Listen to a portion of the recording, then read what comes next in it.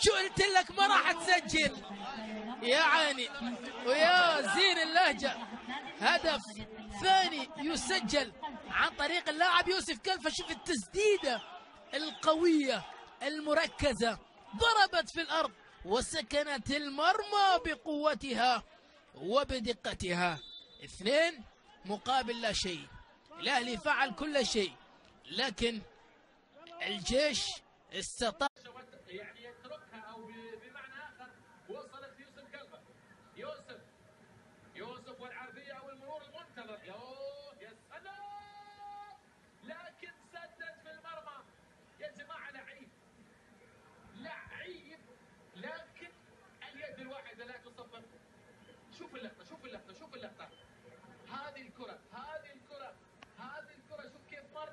شوف كيف مر. اوهو، على طريقة رونالدينيو سدد كرة قوية وبالتالي تحولت إلى ضربة. يا عين، يا سلام، يا عين، عرضية ولية. وهذا شوط المباراة الأول والتعادل السلبي ما زال قائما. كرة لمنتخب سوريا، تسديدة قوية. الله، لكل فعل ردة فعل. تسديدة قوية من يوسف قلفة، أفضل لاعب في منتخب نسور قاسيون في هذا الشوط الأول. سدد كرة قوية لكن ممتاز جلال حسن حاول وتقدم والبحث عن التسديد. الله، يا الله، على كرة جميلة خطورتها قائمة، لكن القائم في أول تهديد، في أول كرة خطيرة، في أول محاولة صريحة من يوسف لصالح المنتخب العراقي.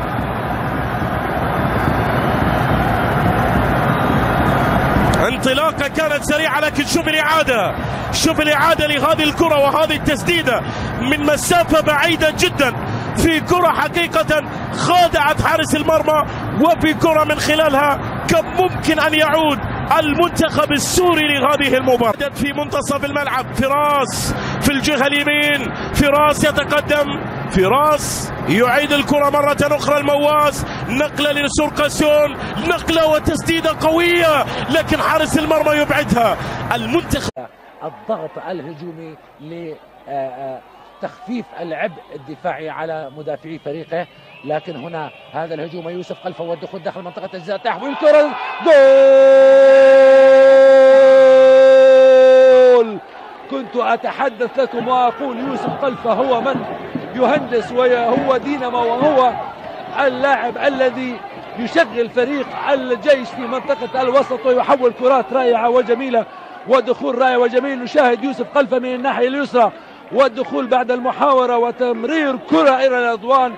قلعجي الذي يسدد كرة رائعة وجميلة عن يمين الحارس عبد اللطيف النحسان، مسجلا في الدقيقة 31 أو الدقيقة 32 هدف الجيش الأول.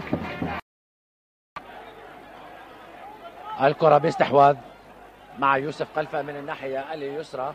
يوسف قلفة، يوسف قلفة من الناحية اليسرى بعد عدة محاورات ودخول منطقة الجزاء. الله الله الله يا يوسف، وفي غفلة من مدافعي فريق الكرامة وباللحظات الأخيرة يسدد بعد عدة محاورات وبعد دخول أنيق وجميل ورائع إلى داخل منطقة الجزاء. نشاهد في الإعادة البطيئة يوسف قلفة بعد عدة محاورات، وهنا الدخول ما بين لاعبين مدافعين، وهنا التقاعس في الدخول لاعتراض طريق يوسف قلفة، ولكن بتسديداته القوية والمعهودة.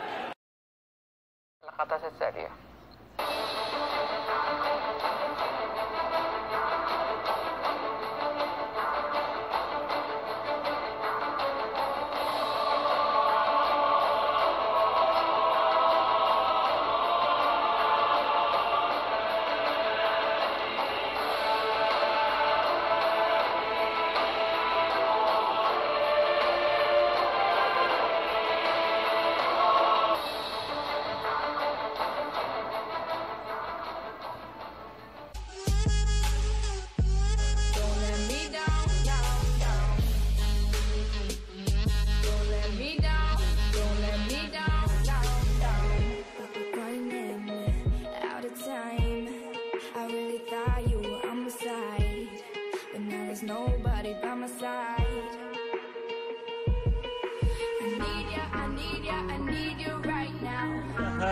مهتدي لقلفة.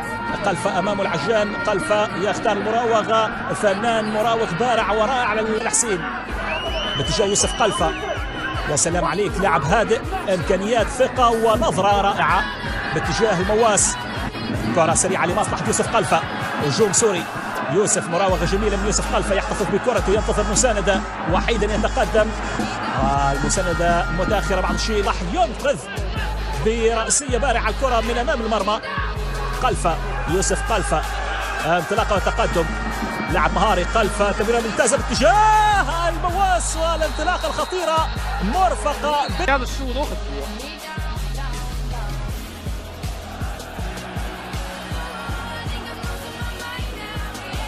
贴住对方，这球好的，但是这个球还是被对方拿下来了。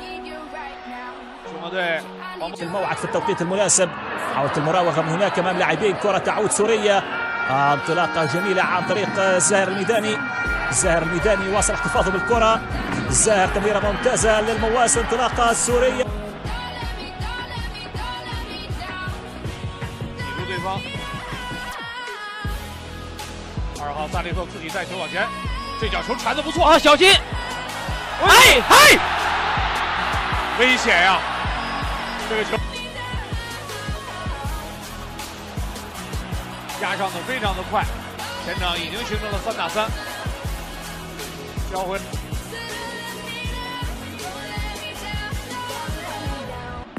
又是很危险，赞助تقدم الواجب، تقدم ما عليها. كرة طويلة في وسط الميدان، استلام جميل من يوسف قلفة، ترويض رائع لمبيض إلى قلفة.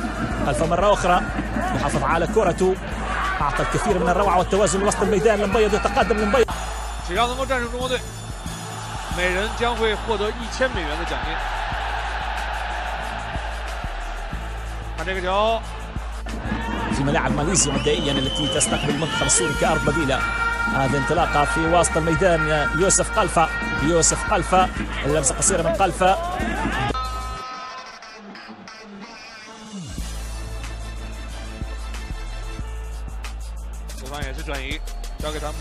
لمبيض إلى قلفة أمام العجان، لكن يختار أن يقف على كرته من جديد، حولها باتجاه الشبلي، علاء في الناحية اليمنى.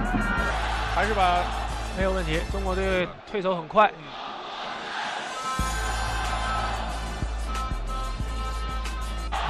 最终是进军了12强。那么今天呢，中国队同样是又遇到了很大的这种困难，希望在西安打下来。李铁怎么看中国队在场上的这种状态和心态？我觉得球队表现出了一种积极的一种态度，说告诉对手我要来赢球的。对，然后球员也打得非常积极的主动。الهجومية في الخاصرة اليمنى الدفاعية التي يعني بحمد الله أغلقها حتى الآن كما ينبغي على الشبلي. كرة قصيرة قلفة من جديد، يوسف قلفة يعطي الكثير من التوازن لأداء المنتخب السوري في وسط الميدان. 掌控这个比赛，没错。 فنان المواس، اللمسه باتجاه قلفه، ما نجم ما يكون صعود جميل. 速度快，球没有处理好，这球停得不错，又转到边上，中国队在边路很空。 أمامية ذكية لحسين في الترويض، لحسين إلى قلفة من جديد، يوسف قلفة على الناحية اليمنى يعكس عرضية خطيرة باتجاه مهتدي. عمرو من جديد بثقة يدخل المعطيات، يدخل سريعا في المعترك. عمرو جنيات، اللمسة من هناك على الناحية.